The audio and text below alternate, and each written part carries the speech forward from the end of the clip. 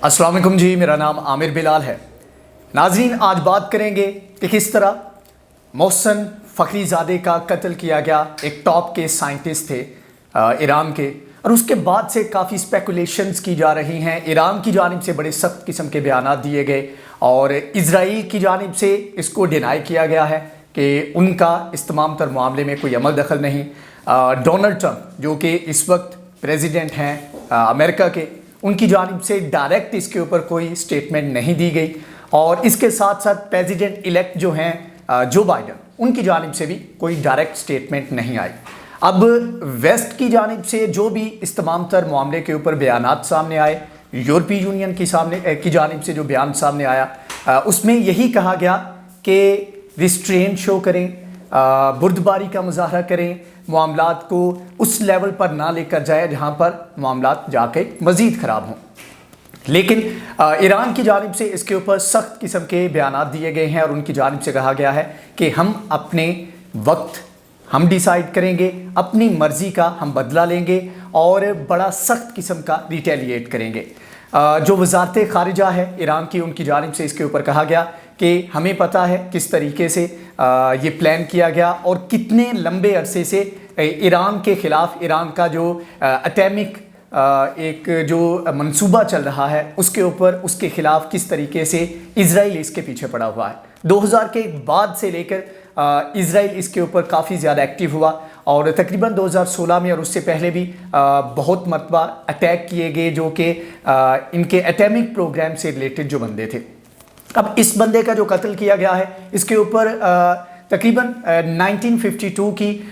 इनकी पैदाइश थी और इनके बारे में तकरीबन 2 या 3 जगहों पे ऑफिशली इनका जिक्र मिलता है, जो कि डॉक्यूमेंट्स हैं ईरान के मुख्तलिफ मौक़े के ऊपर जो सामने आए। और इससे पहले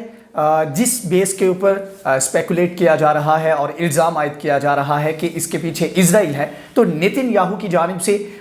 एक डॉक्यूमेंट आर्काइव के जो डॉक्यूमेंट्स थे वो लीक हुए और इसके ऊपर नेतन्याहू की जानिब से कहा गया कि हमने ये रिट्रीव किए हैं, हमने ये हासिल किए हैं। और उसमें उन्होंने कहा कि एक स्पेशल ऑपरेशन का जिक्र किया गया, स्पेशल एक्टिविटीज़ का जिक्र किया गया और बाकायदा प्रेजेंटेशन इसके ऊपर उनकी जानिब से दी गई और वीडियोज़ भी इंटरनेट के ऊपर आपको इसके ऊपर मिल जाएंगी। किस तरीके से उन्होंने इस बंदे को, इस पूरे प्लान का पूरा जो प्रोग्राम चलाया जा रहा था उसका ज़िम्मेदार करार दिया गया और कहा गया कि यही बंदा इस चीज़ को लीड कर रहा है। अब ये बंदा जो मोहसिन फ़खरीज़ादे थे, ये इनकी नो हाउ जो है इसके बारे में, वेयर अबाउट के बारे में किसी को कोई पता नहीं था। इनको हाईएस्ट लेवल की सिक्योरिटी दी जाती थी। इनका research and innovation organisation, defence ministry का एक इदारा है, उसके ये हेड थे। और अक्सर जो बयानात सामने आते थे उससे यही लगता था कि एक पीस प्रोसेस के लिए एटॉमिक जो रिसोर्सेज हैं उनका एक पीसफुल पर्पस जो है, पीसफुल मीनिंग में रहते हुए, पीसफुल एक टेरिटरी में रहते हुए इसका जो है वो इस्तेमाल के ऊपर ये काम करते हैं और वहाँ के लोगों को गाइड करते हैं। अब इनका जो प्रोग्राम है इसके ऊपर उनको ईरान के ऊपर, ईरान के अंदर बड़ी कदर की निगाह से देखा जाता है। यही वजह है कि उन्होंने इसके ऊपर बहुत बड़ा रिटेलिएट करने का ईरान की जानिब से कहा गया। लेकिन इसके साथ साथ जो जवाद ज़रीफ हैं उनकी जानिब से ये भी कहा गया है कि इससे कोई फ़र्क नहीं पड़ता, हमारा प्रोग्राम जो था वो जब से ये शुरू हुआ तो वो उस फेज़ से आगे निकल चुका है जहाँ पर हम सिर्फ एक बंदे के ऊपर रिलाई कर रहे थे। उन्होंने कहा कि हमारे पास यंग किस्म का टैलेंट है, हमारे पास बहुत एक पूरी ऑर्गेनाइज किस्म की टीम है, इंफ्रास्ट्रक्चर हम इसके ऊपर बिल्ड कर चुके हैं, ईच एंड एवरीथिंग जो कि हमें चाहिए वो इस वक्त हमारे पास मौजूद है और किसी एक बंदे के जाने से कोई ज़्यादा फ़र्क नहीं पड़ेगा। तो एटलीस्ट वो जो कहा जा रहा था कि एक बहुत बड़ी कामयाबी है, उसको थोड़ा सा नीचे लाने की कोशिश की गई है ईरान की जानिब से। लेकिन जिस तरह के उनकी जानिब से बयानात सामने आए, कासिम सुलेमानी का जब उनको मारा गया स्ट्राइक करके यूएस की जानिब से, तो उसके ऊपर भी इसी तरह का सख्त बयान आया। लेकिन उस वक्त जब जवाब दिया गया तो उसको इतना उस तरह का रिटेलिएशन नहीं कह सकते, हाँ फेस सेविंग आप उसको कह सकते हैं। लेकिन इस मरतबा ये बहुत बड़ा अटैक था और इसका जो मेन मकसद था वो ये था कि ईरान इसके ऊपर रिटेलिएट करे। اس کا باقاعدہ آپریشن کرے، باقاعدہ حملہ کرے، اور اس کی ریزن کیا ہے اس کے اوپر تھوڑی دیر میں بات کرتے ہیں، لیکن آپ کو بتائیں کہ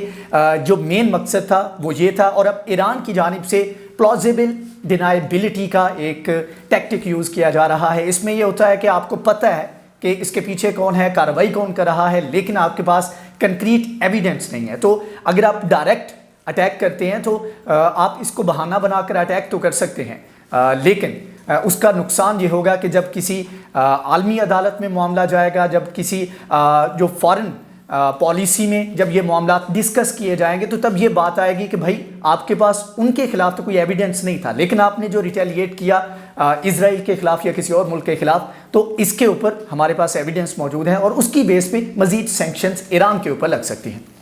تو ایران یہ بات سمجھ رہا ہے، اور حسن روحانی کی جانب سے جو ایک سٹیٹمنٹ دی گئی، ان کی جانب سے کہنا تھا کہ ہمارے جو لوگ ہیں وہ اتنے انٹیلیجنٹ ہیں کہ وہ اس ٹریپ میں نہیں آئیں گے،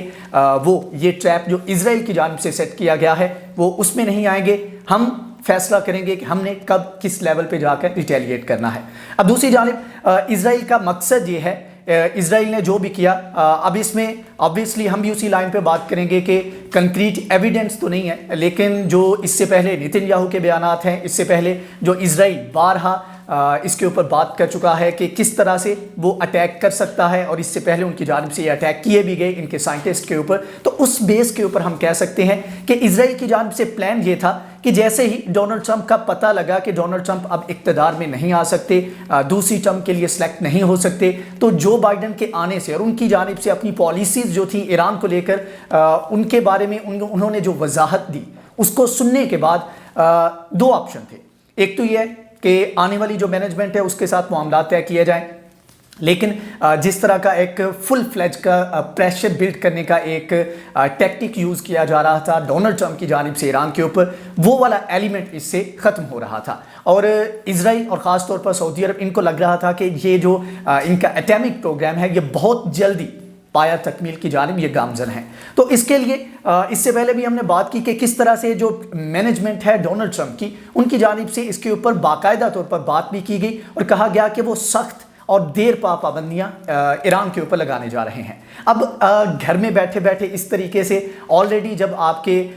یو این کی سیکیورٹی کونسل کے جو پرماننٹ ممبر ہیں وہ آپ کے جو آپ نے وڈرال کیا تھا 2015 کی ڈیٹ سے اس کے خلاف ہے، تو اس کے اوپر آپ یک طرفہ طور پر اس طرح فیصلے نہیں کر سکتے، اس کے لیے آپ کو ایک کنکریٹ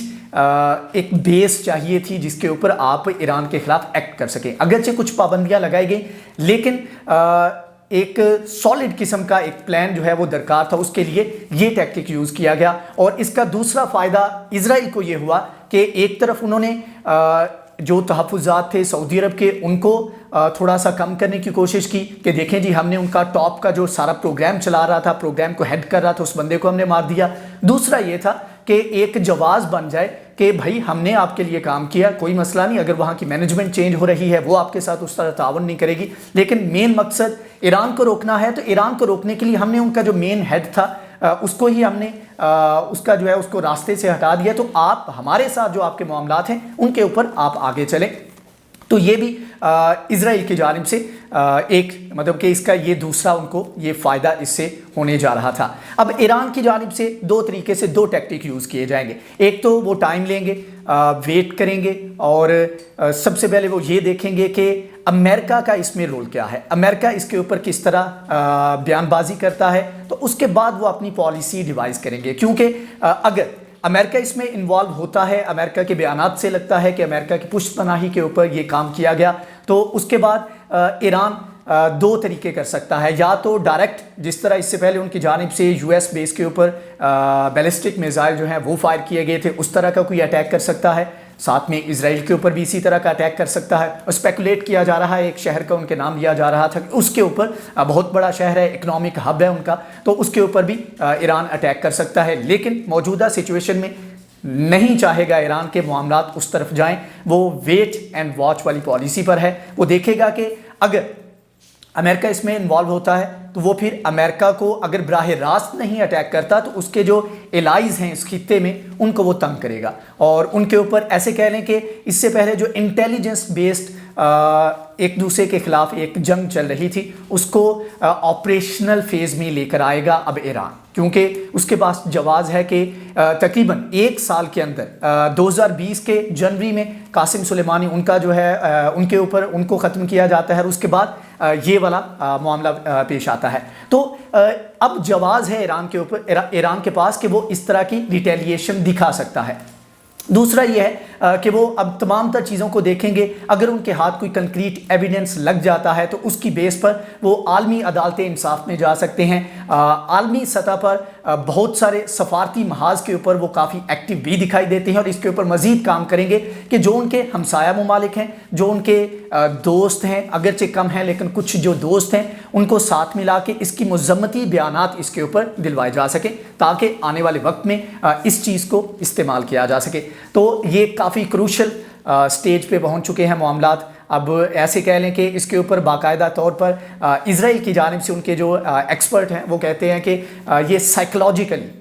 بہت بڑا امتحان ہے ایران کے لیے، کہ دیکھنا ہے کہ کیا وہ نروز کی یہ جو جنگ ہے اس میں وہ جیت پائے گا، کیا وہ اپنے نروز کے اوپر قابو رکھ پائے گا۔ ابھی تک کی جو پالیسی ہے اس کو دیکھ کے یہی لگتا ہے کہ ایران بڑا کیئرفلی چل رہا ہے اور وہ جتنے بھی مورل سپورٹ ہے وہ اس کو گین کرنے کی کوشش کر رہا ہے، اور آنے والے وقت میں جب موقع ملے گا تو اس کے پاس ایک جواز ہوگا کہ ہمارے اوپر اٹیک کیا گیا تو ہم بھی اٹیک کر سکتے ہیں۔ تو انشاءاللہ جیسے کوئی نئی اپڈیٹ آئے گی اس کے بارے میں ہم آپ کو آگاہ کریں گے۔ ایران اس کے اوپر کیا پالیسی لے کر آگے بڑھے گا، امریکہ کی اس کے اوپر کیا پالیسی ہوگی،